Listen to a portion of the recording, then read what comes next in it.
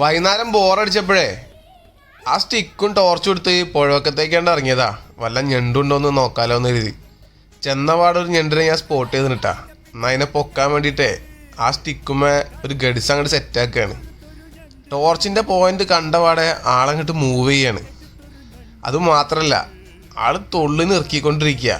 ഇതിന് മുന്നേ തൊള്ളൊഴിവാക്കി നല്ല എക്സ്പീരിയൻസ് ഉള്ള പോലെ. എന്ത് ചെയ്തിട്ട് എന്ത് കാര്യം, ആളെ നമ്മൾ പൊക്കന്നെ ചെയ്യും.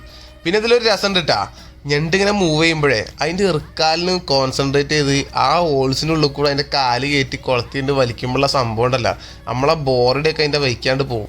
പിന്നെ അങ്ങോട്ടേക്ക് ഫുള്ള് വൈബാ. ഞണ്ടിനെന്തായാലും തൂക്കി കരക്കേക്ക് എടുത്തിട്ടാണ്.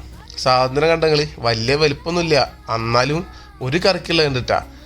മാതുട്ടിക്ക് ഇത് ഭയങ്കര കാര്യമാണ്. ഈ കറി വെച്ചില്ലെങ്കിൽ ഇത് കൊണ്ട് ചെല്ലുമ്പോൾ അതിൻ്റെ ഒരു ചിരിയുണ്ട്, അതിനാണ് പവർ. ഞണ്ടിനെ കെട്ടാൻ നോക്കുമ്പോഴത്തേക്ക് ആളാ സ്റ്റിക്കുമ്പോൾ കയറി ഉടക്കിക്കണ്. കെട്ടൊക്കെ മറന്നുകണ്. ഒരു വിധത്തിൽ ഞാൻ പിടിച്ച് കെട്ടി സെറ്റാക്കിയിട്ടുണ്ട്. എന്തായാലും വേണ്ടില്ല, ഇതാണ് ഇപ്പം ഇന്ന് കിട്ടിയ ഞണ്ട്. ആ ഗഡിസിഞ്ഞ് ഊരാൻ എന്തായാലും പറ്റില്ല, അത് കടിച്ച് പൊട്ടിക്ക് തന്നെ വേണ്ടി വരും. അതാണ്ട് പൊട്ടിച്ചെടുത്തുക്കണ്. ഇനി വേറെ കെട്ടണം. വന്ന സ്ഥിതിക്ക് ഒരു റൗണ്ട് നടന്നു നോക്കല്ലേ, എന്താവും എന്നറിയില്ല. അപ്പോൾ ഇതാണ് ഇന്ന് നമുക്ക് കിട്ടിയ ഞണ്ട് കേട്ടാ. എങ്ങനെയുണ്ട്, സെറ്റല്ലേ?